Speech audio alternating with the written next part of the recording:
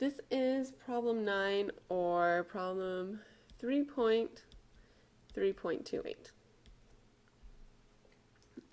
In this problem, we want to find dy dx with implicit differentiation.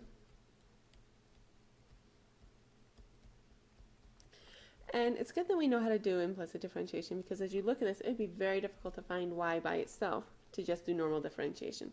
So let's do implicit differentiation. Remember, we're just going to go through and we'll take the derivative of everything normally, just like we usually would.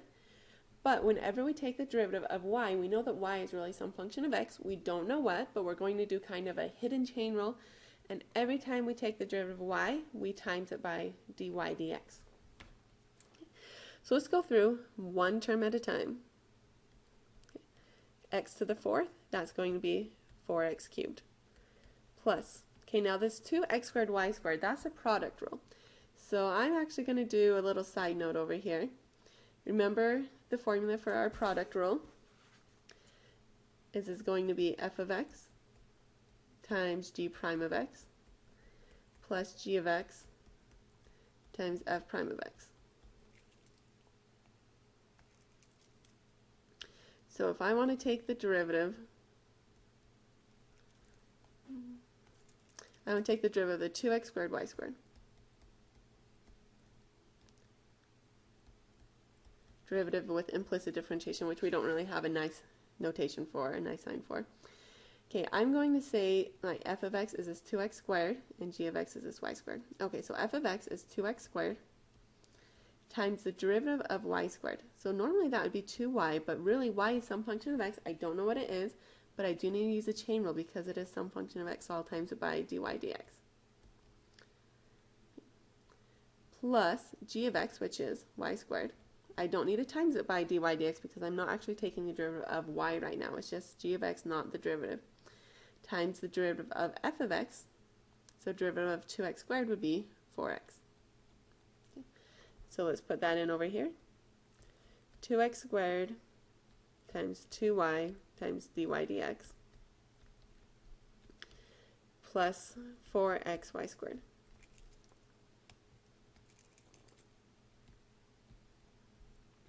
equals, so, oh, no, I missed the term. Okay, plus this y to the fourth, so that derivative would normally be 4y cubed, but I have to do that hidden chain rule and times it by dy dx.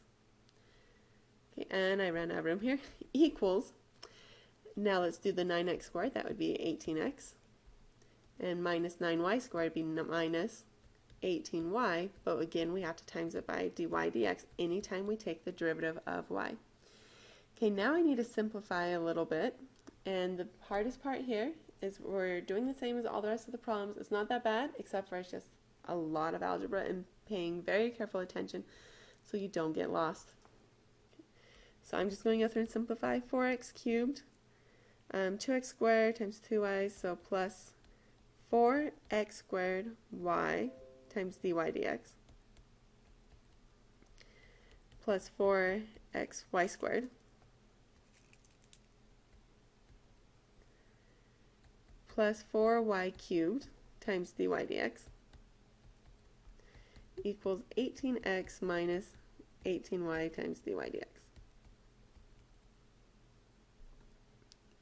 Next, if we're doing implicit differentiation, we always want to take all the terms that have dy dx and put them on the left side of the equation and everything else on the right side of the equation. Okay, so I'm just going to go through term by term.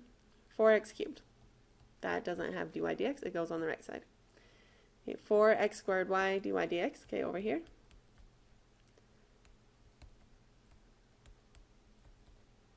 Okay, oh, sorry, when I move the 4x cubed over, I need to do a minus here. I have to subtract it over, that's how I actually move it.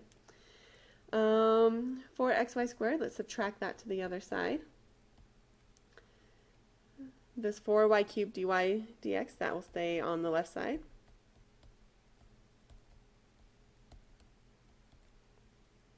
Okay. 18x, that needs to go to the right side. So, well, it's already on the right side, so we'll keep it there. But this negative 18y dy dx, that needs to go to the left side, so let's add it to both sides to move it over. So plus 18y times dy dx.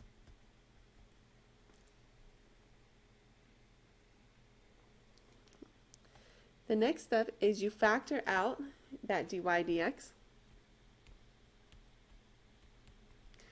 And at this point, I'm going to just change the order I'm writing these terms in so it matches what's in the textbook answer. So let's see, 18y plus 4x squared y plus 4y cubed equals 18x minus 4xy squared minus 4x cubed. And last up, let's divide both sides by this entire term, thus multiplying the dy dx, because we're trying to get dy dx by itself. So divide both sides by that big term. So I get dy dx is going to be 18x minus 4xy squared minus 4x cubed all over 18y plus 4x squared y plus 4y cubed. That's my final answer. Notice I did everything following the same steps as before, but it was a heck of a lot of algebra.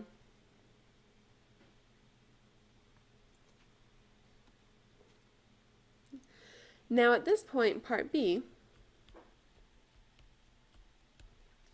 they say, okay, find the slope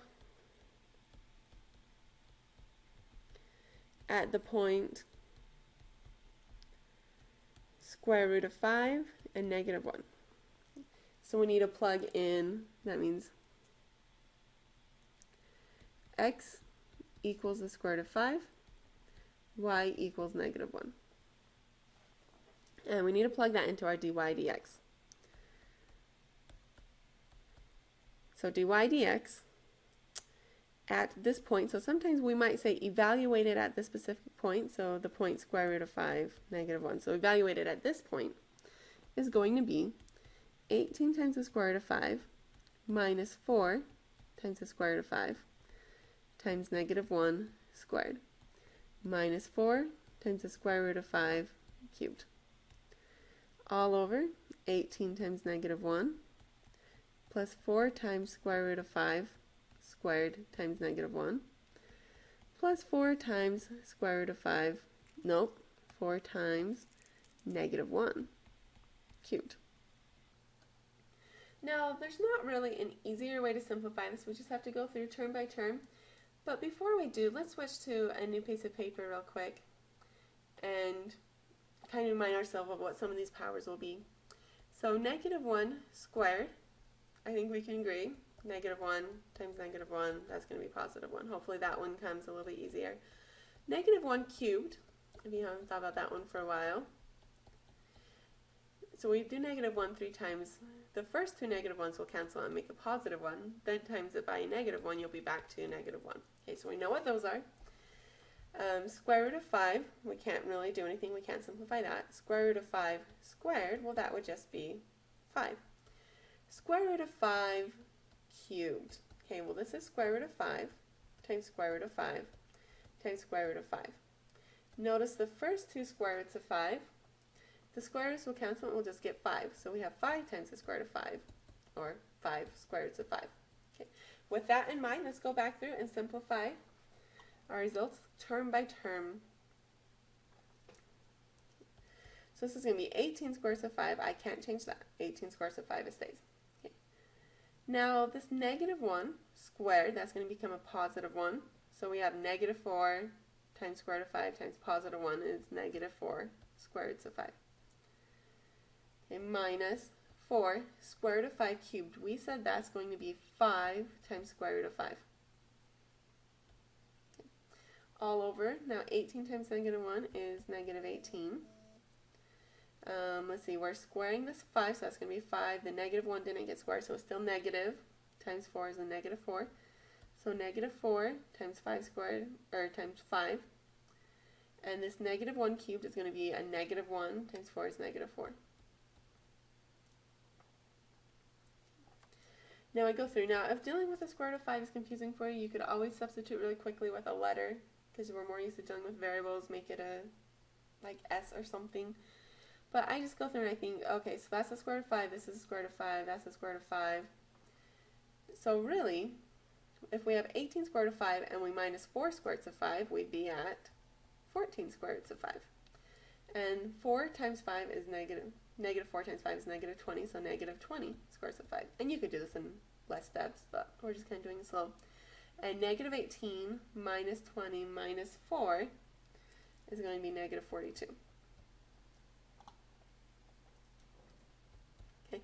Now if I have 14 squares of 5 and I minus 20 squares of 5, I'd be at negative 6 squares of 5 over negative 42. Again, if that square root of 5 is kind of throwing you off there, sometimes I used to tell my students, just put in a random word. So like if I have 14 oranges and I minus 20 oranges, I'd be at negative 6 oranges, or in this case, square roots of 5. Oh, let's see, at this point we have negative and negative, those will cancel, and also 6 and 42, I could divide both of those by 6, so divide them both by 6, and I'll be at the square root of 5 over 7. So not really an easier way to simplify, but we did get it just going through term by term and being very careful. I'll admit, if you go through too quickly like I did, you'll still make mistakes.